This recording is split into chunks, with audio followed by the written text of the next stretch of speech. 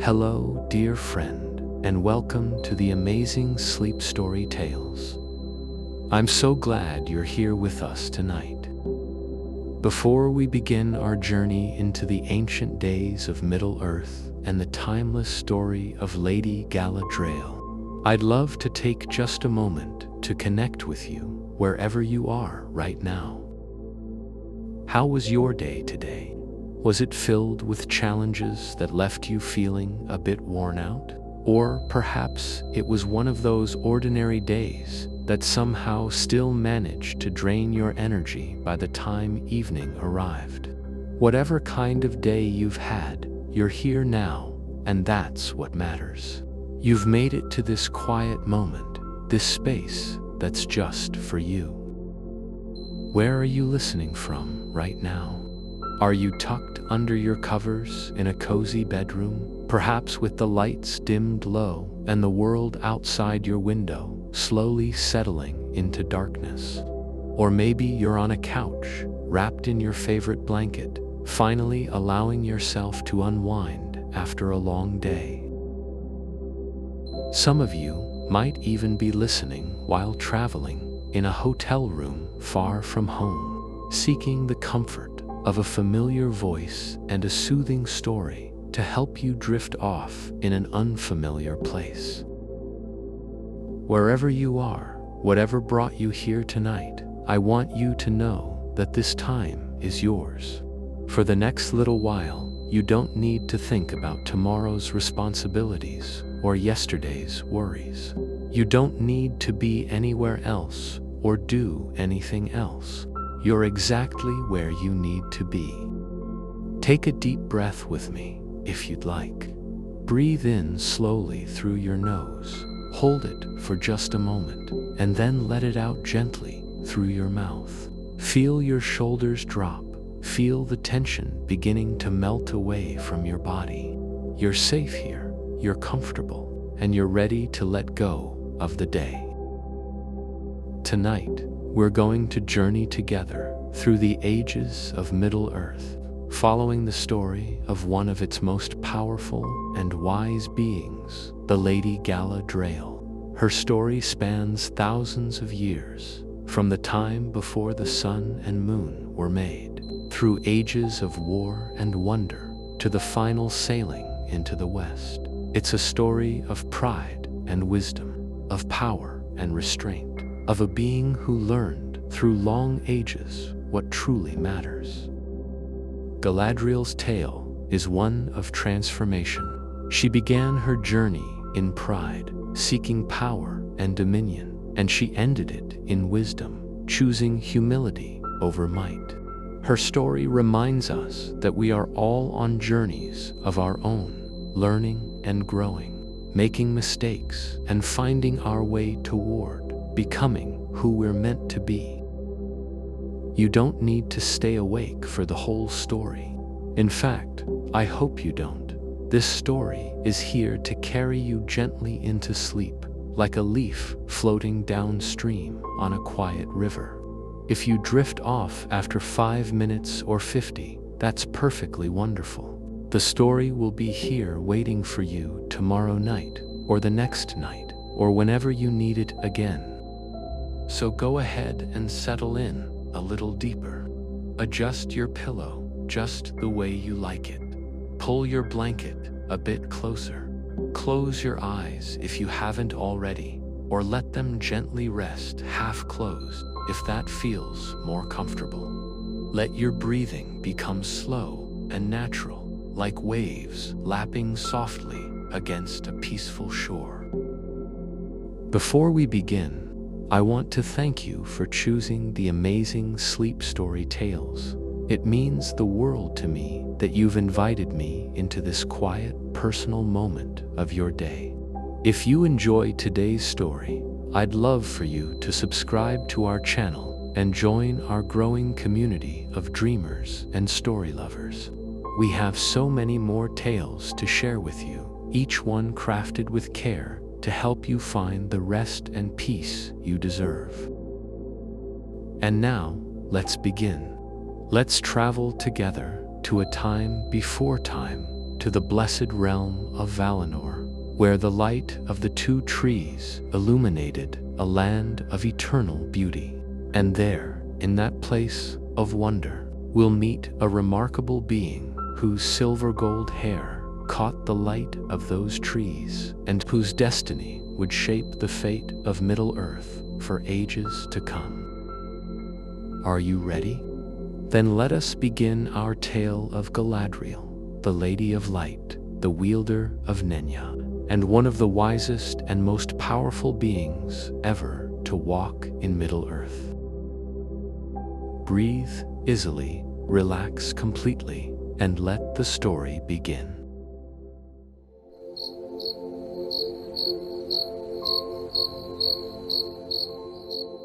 In the beginning, before the sun and moon were made, before the darkness came to Middle-earth, there was a land of eternal light called Valinor, the Blessed Realm. It lay far to the west, beyond the great sea, and there dwelt the Valar, the powers of the world, and with them lived the elves who had made the great journey from Middle-earth in the elder days. In this land of beauty and peace, in the city of Tirion upon the hill of Tunna, there was born a child of remarkable destiny. Her name was Artanis, though she would later be called Galadriel. And she came into the world in the years of the trees, long before the first age of the sun began. She was born into the house of Finarfin, one of the great princes of the Noldor, the most skilled and learned of the elven kindreds. Galadriel's lineage was extraordinary even among the elves. Her father, Finarfin, was the son of Finwë, the first High King of the Noldor. Her mother was Erwin, daughter of Owu, who was brother to Thingol of Doriath and king of the Teleri in Valinor. Through her mother, Galadriel had the silver hair of the Teleri, which caught the light of the two trees and seemed to hold their radiance within it. It was said that her hair captured the gold and silver light of Laurelin and Telperion, the two trees that lit Valinor before the sun and moon. Even as a child, Galadriel was remarkable. She was tall, taller than most elven women, and indeed taller than many elven men. She had the bearing of a queen, even in her youth, with a strength of will and clarity of mind that set her apart. She was also gifted with insight, able to perceive the thoughts of others, and to see beyond what was visible to ordinary eyes. Galadriel had 3 older brothers, Finrod, who would be called Felagond, Angred, and Agnor. She loved them dearly, especially Finrod, who understood her restless spirit and her desire to see lands beyond Valinor. For despite all the beauty and peace of the Blessed Realm, Galadriel felt a longing for something more, a desire to rule a realm of her own, to test her strength and wisdom in wider lands. In those days, the Noldor were the greatest craftsmen and scholars among the elves. They studied the stars and the making of beautiful things. They created works of art and wonder, including the Silmarils, the 3 great jewels made by Fëanor that captured the light of the two trees. Galadriel learned much in those years, studying under the Valar themselves. From Yavanna, the giver of fruits, she learned the secrets of growing things. From Alla, the smith, she learned of the nature of the earth and its materials. But there was shadow even in paradise. Melkor, who was called Morgoth, the enemy of the world, had been released from his long imprisonment. And though he feigned repentance, he was secretly working evil. He spread lies and discord among the Noldor, particularly targeting the proud Fëanor and his sons. Melkor desired the Silmarils for himself, and he planted seeds of suspicion and ambition in the hearts of the elves. Galadriel saw through some of Morgoth's lies, for her insight was keen. She distrusted him and spoke against him when others might have been deceived. But even her wisdom could not prevent what came next. Morgoth struck in darkness. With the help of Ungoliant, a terrible spirit in spider form, he destroyed the two trees, plunging Valinor into darkness. He stole the Silmarils and fled back to Middle-earth, where he fortified himself in his fortress of Angband in the north. And in his escape, he and Ungoliant slew Finwë, Galadriel's grandfather, the first murder among the elves. The destruction of the trees and the theft of the Silmarils changed everything. Fëanor, in his grief and rage, swore a terrible oath that he and his sons would pursue anyone who held the Silmarils and would not rest until they were recovered. He called upon the Noldor to leave Valinor and return to Middle-earth to wage war against Morgoth. The Noldor were divided. Some wished to remain in the peace of Valinor.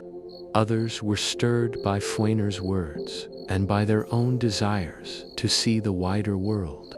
Galadriel's father, Finarfin, counseled against leaving, urging patience and trust in the valor. But Galadriel's brothers wished to go, and Galadriel herself was torn. Her reasons for leaving were complex. She was not driven by the oath or by revenge, but by her own proud desire to rule a realm of her own in Middle-earth, free from the authority of the Valar. She wished to see the wide lands she had heard of in tales, to test herself against real challenges rather than living forever in the sheltered peace of Valinor. The departure of the Noldor became known as the Exile, and it was marked by terrible tragedy. Fëanor demanded ships from the Teleri to carry the Noldor to Middle-earth, but the Teleri refused. In his arrogance and haste, Fëanor attacked his own kin, and the first kinslaying occurred at the Swan Haven of Alqualandu. The Noldor slew the Teleri and stole their ships, and the waters of the bay ran red with elven blood. Galadriel fought in that battle, though not on Fëanor's side.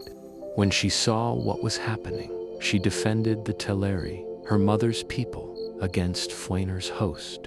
But she could not prevent the massacre, and the stain of the kinslaying would lie upon all the Noldor who left Valinor, whether they participated or not. After the battle, the Valar sent a messenger to pronounce the doom of Mandos, a prophecy and curse upon the Noldor.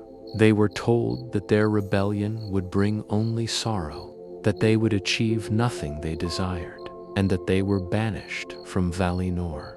The way back was closed to them, and they would have to earn their return through suffering and repentance. Many of the Noldor turned back when they heard this doom, including Finarfin, Galadriel's father, who returned to Tirion and later became High King of the Noldor, who remained in Valinor. But Galadriel and her brothers continued on, too proud to turn back, too determined to see their choices through to the end. The journey to Middle-earth was long and terrible. Fëanor took the ships and sailed first, then treacherously burned them on the far shore, leaving Galadriel's party to make the crossing on foot.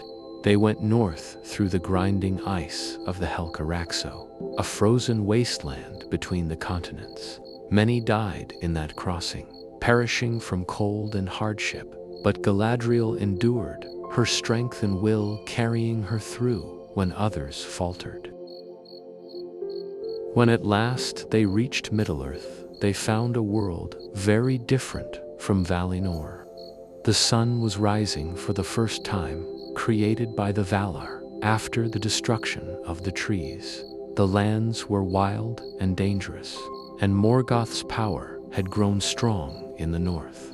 But it was also a world of possibilities, and Galadriel was determined to make a place for herself in it.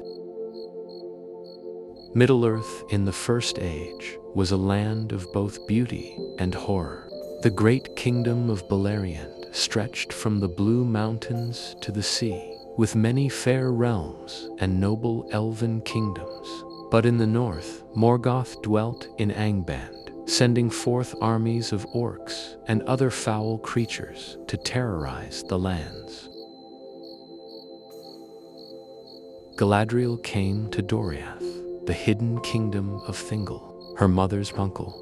Doriath was protected by the Girdle of Melian, a magical barrier created by Melian the Maya, Thingol's queen and one of the most powerful beings in Middle-earth. Within this protection, the kingdom was a place of peace and beauty, with great forests and the magnificent halls of Mene-Grath.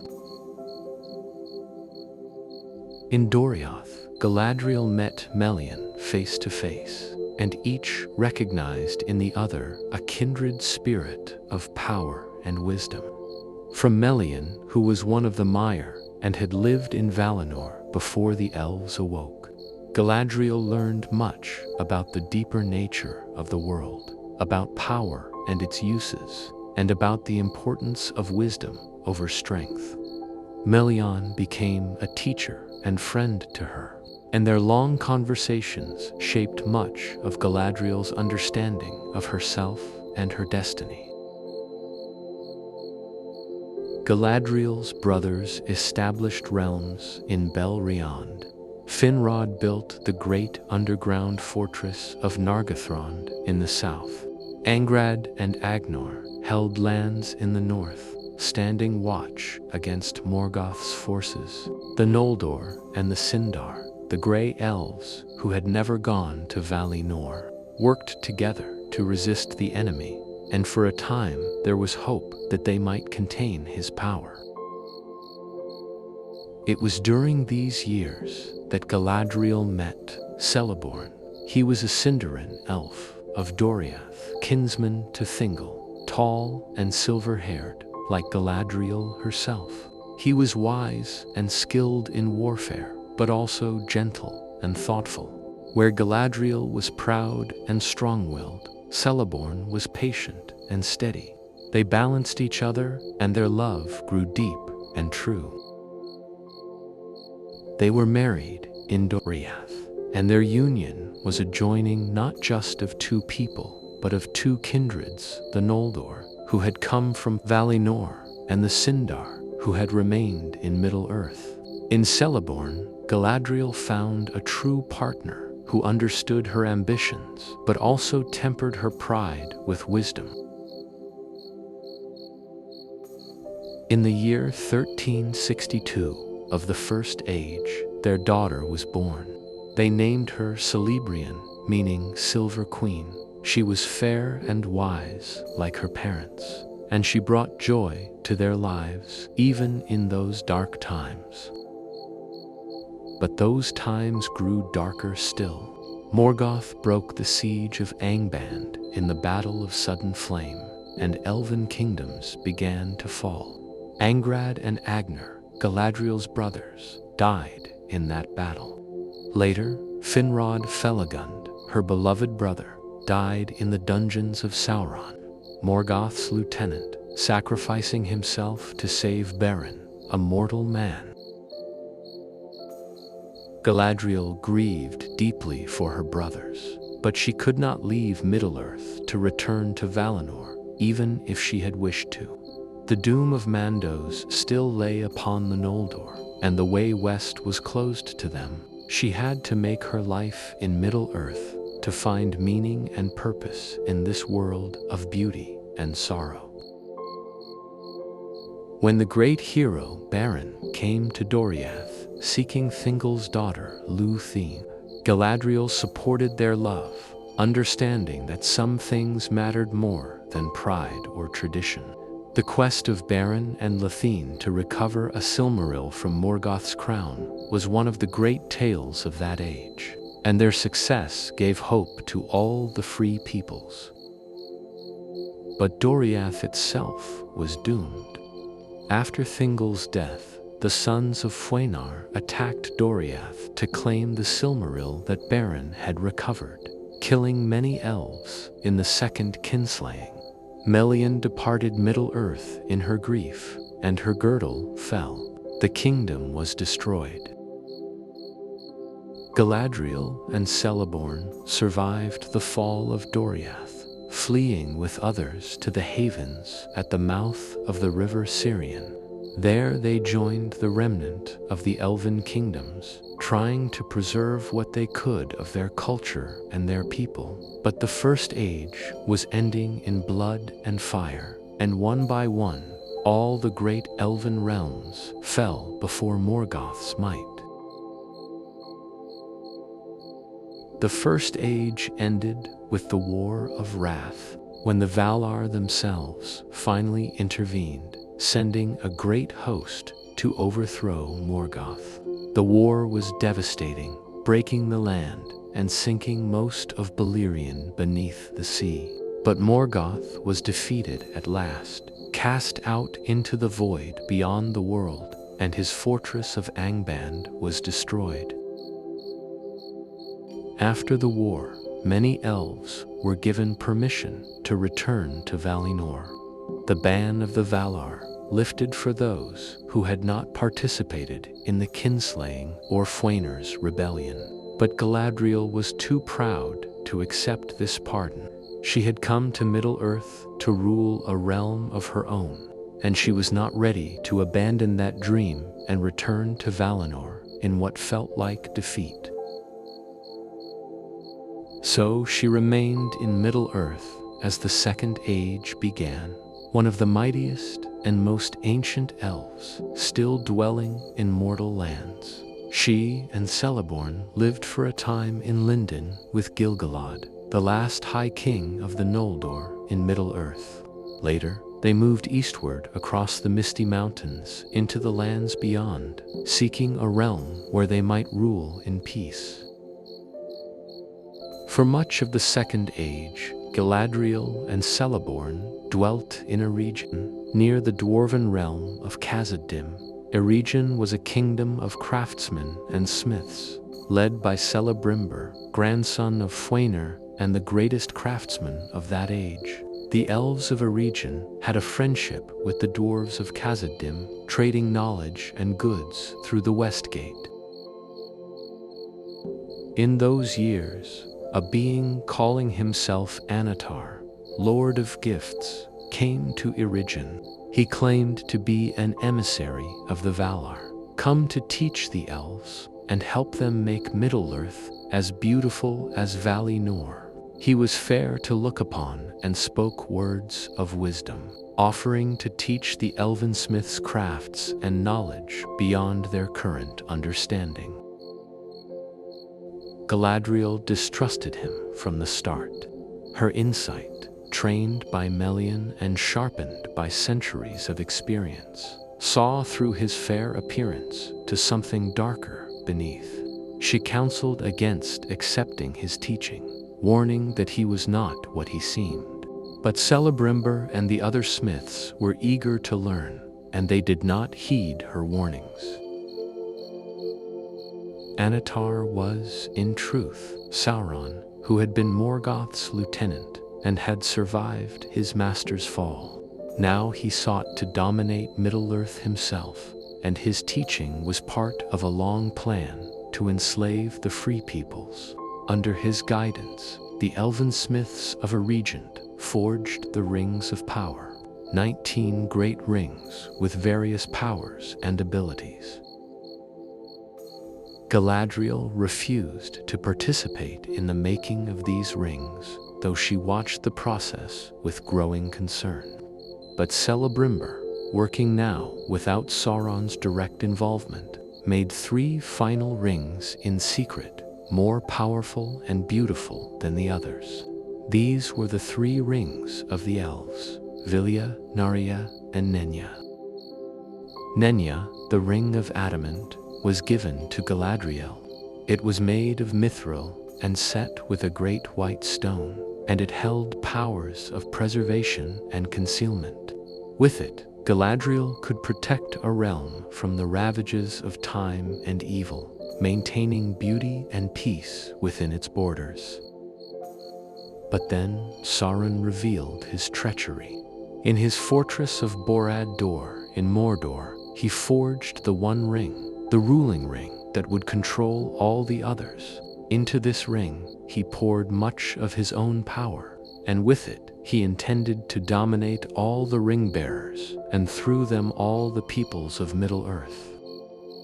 When Sauron first put on the One Ring, all who wore the rings of power perceived his treachery immediately. The elves tore off their rings and hid them, and Sauron's plan was thwarted. But war came swiftly after.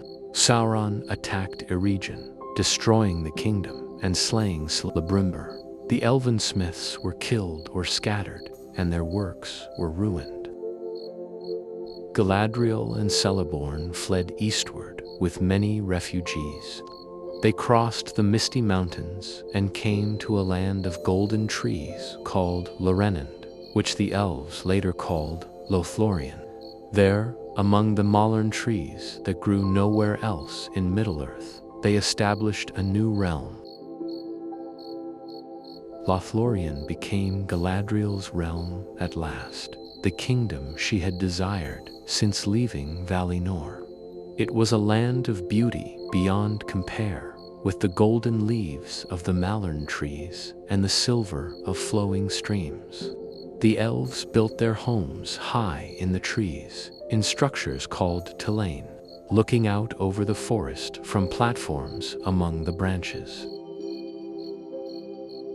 Galadriel wore Nenya, the ring of adamant, and with its power she protected Lothlorien from the ravages of time and the corruption of evil. The forest became a place outside ordinary time, where the years passed more slowly and the beauty of elder days was preserved.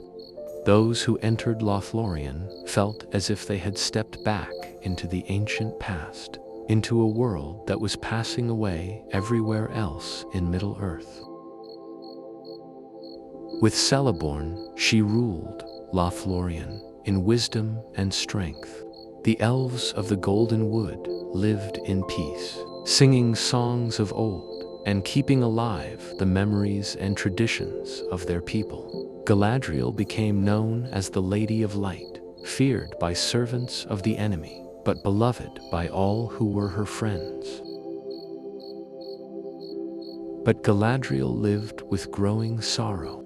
She watched as the power of the elves waned in Middle-earth, while the world of men grew stronger.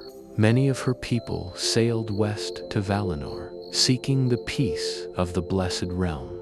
Her daughter Celebrian married Elrond of Rivendell, and their children Elladan, Elrua, and Arwen were born. But as the ages passed, Galadriel remained in Middle-earth, still feeling that she could not return to Valinor, while the shadow of her ancient pride remained. The Second Age ended with the last alliance of elves and men. When Gil-galad and Elendil led a great army against Sauron, Galadriel did not go to that war, but she kept Lothlorien safe and sent what aid she could. Sauron was overthrown, and Isildur cut the One Ring from his hand. But the ring was not destroyed, and Sauron's spirit endured. The Third Age began in hope, but it slowly darkened as the centuries passed. The kingdoms of men rose and fell. The dwarven realm of Khazad-dûm, now called Moria, was destroyed by the Balrog that the dwarves had awakened in their greed. Celebrian, traveling to visit her mother, was captured by orcs and tormented before being rescued by her sons. Though her body healed, her spirit was wounded beyond recovery. and she sailed west to Valinor, leaving her husband Elrond and their children behind. Galadriel grieved for her daughter, but still she remained in Middle-earth. The Third Age wore on, and new shadows grew. Sauron returned, taking shape again in his fortress. The Nazgul, the Ringwraiths, walked abroad once more, and always Galadriel kept watch from Lothlorien, using her mirror a basin of water that showed visions of things past, present, and future to observe the movements of the enemy. She knew that a great crisis was approaching, that the ring would be found again and the fate of Middle-earth would be decided. She waited with the patience of one who had lived through ages of the world, preparing herself for whatever role she must play in the struggle to come.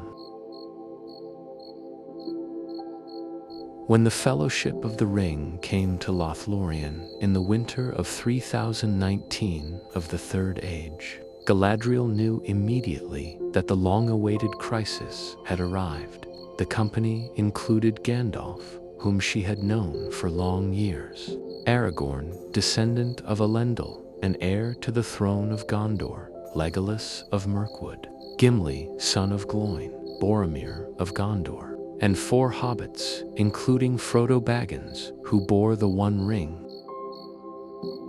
Galadriel welcomed them to Kara's Galadan, the city of trees, where she and Celeborn dwelt. She saw the weariness in their faces and the grief for Gandalf, who had fallen in Moria. She perceived the burden that Frodo carried and the darkness that followed the company. In the days that followed, Galadriel spoke with each member of the Fellowship, reading their hearts and offering counsel. She was particularly interested in the hobbits, for they were a people she had not known before, and she marveled at their strength of spirit hidden in such small forms. She showed Frodo and Sam her mirror, and in it they saw terrible visions, the Shire burning, Gandalf imprisoned, and many other scenes of both past and future. Frodo saw the eye of Sauron, searching, always searching for the ring. The visions were both a warning and a burden, showing possible futures that might come to pass. Then came the test that Galadriel had long anticipated. Frodo, moved by trust and perhaps by the ring's subtle influence, offered the ring to her. It was the greatest temptation she had ever faced. For thousands of years, she had desired power to rule, and here was the means to achieve it. With the One Ring, she could become a queen, terrible and beautiful, ruling all Middle-earth with wisdom and strength. For a moment, she was transformed in Frodo's vision, becoming tall as a storm cloud, beautiful and terrible to behold, wielding power that could challenge even Sauron. But she saw to what she would become: a new Dark Lord, perhaps worse than Sauron, for she would rule with good intentions that would make her tyranny even more complete. With an effort of will that was perhaps her greatest feat, Galadriel refused the ring. "I passed the test," she said, her voice growing calmer. "I will diminish and go into the west and remain Galadriel." In that moment, Galadriel finally overcame the pride and the desire for dominion that had driven her from Valinor at the beginning of the First Age. She had spent thousands of years in Middle-earth, ruling a realm and wielding power, but now she let it all go. She chose to diminish, to let Middle-earth pass into the hands of men, and to return at last to Valinor. When the Fellowship departed from Lothlorien, Galadriel gave them gifts. To Frodo she gave the Phial of Galadriel, a crystal vessel holding the light of Arendil's star, to be a light in dark places. To Sam, she gave earth from her garden and the seed of a malern tree, that he might restore the Shire when he returned. To each member she gave gifts suited to their nature and their needs. As they sailed away down the great river, Galadriel sang a song of farewell, knowing that she would likely never see most of them again. She had played her part in the great story, resisting the temptation of the ring and sending the Fellowship forth with her blessing. The war that followed was fought far from Lothlorien, but Galadriel was not idle. 3 times the forces of Dol Guldur attacked Lothlorien, trying to destroy the Golden Wood while its protection was engaged elsewhere. 3 times Galadriel threw them back, using the power of Nenya to defend her realm. After the ring was destroyed and Sauron fell, Galadriel went forth from Lothlorien and threw down the walls of Dol Guldur, cleansing Mirkwood of the enemy's taint. After the War of the Ring ended and the New Age began, Galadriel prepared at last to leave Middle-earth. Sauron was defeated, the elves' time was over, and the dominion of men was beginning. She had passed her test, refusing the ring when it was offered to her, and in doing so, she had earned her redemption. She spent some time setting her affairs in order, ensuring that Lothlorien would endure for a while longer under Celeborn's rule. She said farewell to the trees and the streams, to the land that had been her home for an age of the world. She removed Nenya from her finger, for the power of the 3 rings had ended with the destruction of the one, and without its protection, Lothlorien would slowly fade. Then she made the journey to the Grey Havens on the western shore, where the elven ships departed for Valinor. Gandalf was there, and Elrond, and Frodo, and Bilbo Baggins, the ring-bearers, who were granted passage to the Undying Lands for healing and rest. Also there, to Galadriel's joy, was Celeborn, who had decided to sail with her rather than remain in Middle-earth alone. As the white ship pulled away from the shore and began its journey west, Galadriel looked back one last time at Middle-earth. She saw the green lands and the mountains, the forests and the rivers where she had lived for 7,000 years.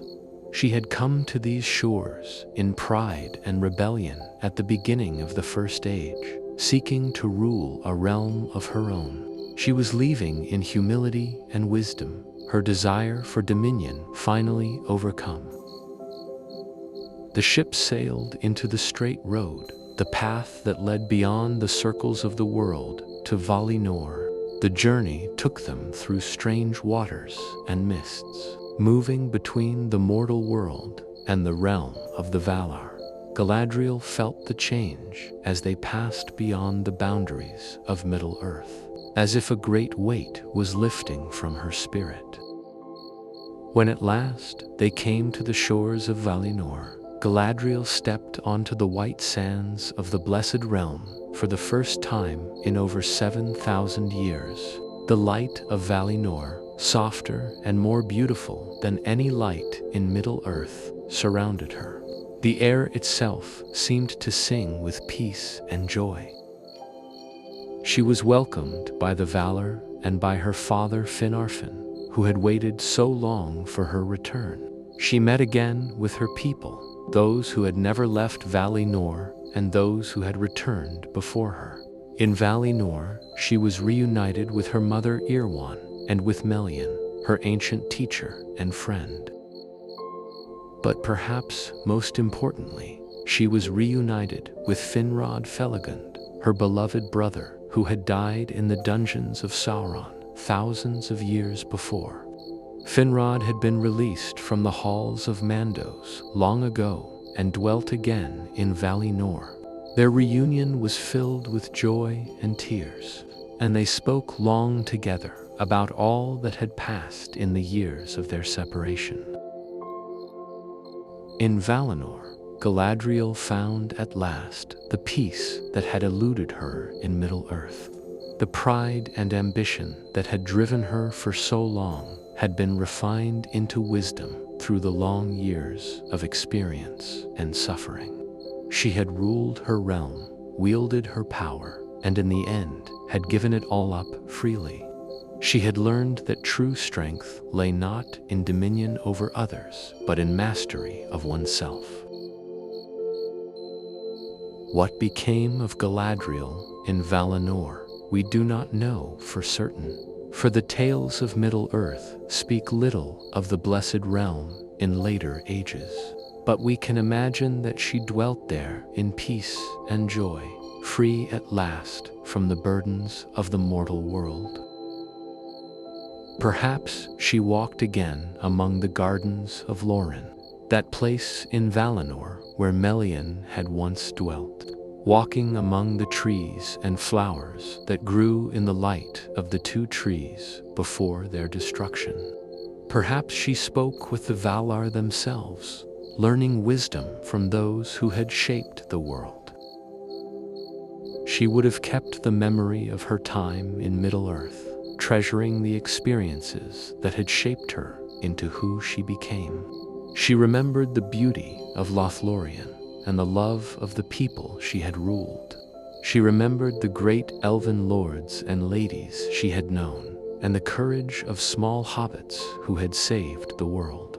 She remembered both her triumphs and her mistakes, for both had taught her valuable lessons. Most of all, perhaps, she remembered the moment when she refused the ring, when she chose to let go of her ancient pride and accept that her time of power in Middle-earth was ending. That moment of choice, more than all her years of rule or all her deeds of valor, had defined her character and earned her place among the wise. Galadriel's story is one of the longest and most complex in all the histories of Middle-earth. She lived through all three ages of the elves' time in the mortal world, from the years of the trees in Valinor through the destruction of Beleriand to the end of the Third Age. She was present at or involved in nearly all the great events of those ages. She loved and lost, ruled and served, made mistakes and learned from them. Her tale teaches us that wisdom is not inherited but earned through experience, that pride and ambition, while not evil in themselves, must be tempered by compassion and humility, that power is most noble when it is used to protect rather than to dominate, and that true strength lies in knowing when to let go, when to accept change, and when to move forward into a new chapter of existence. As you drift towards sleep, think of Galadriel in her garden in Valinor, far from the cares of the mortal world. She has laid down her burdens and her power. She rests in the light of the Blessed Realm at peace after 7,000 years of striving. The great deeds are done, the battles fought, the tests passed. Like her, you have done what you could today. You have carried your burdens as best you might. Now it is time to rest, to let go of the day's concerns, and to find peace in sleep. Tomorrow will bring its own challenges and opportunities, but for now, you can rest. Close your eyes and imagine the light of Valinor, gentle and eternal, washing over you like warm sunlight. Feel your troubles and tensions melting away in that light, leaving only peace. Breathe slowly and deeply, letting each breath carry you deeper into relaxation. Galadriel's journey is complete. She has come home at last after her long wandering, and you too can come home to rest, finding peace in sleep, renewal in dreams, and strength for tomorrow in tonight's gentle repose. May your sleep be deep and peaceful, filled with the light of stars and the comfort of knowing that even the longest journeys end in homecoming. Even the greatest burdens can be laid down. Even the mightiest can find rest. Sleep well, dear friend. The Lady of Light watches over all who rest in peace, and her blessing remains in the world as a memory of grace and wisdom. The end.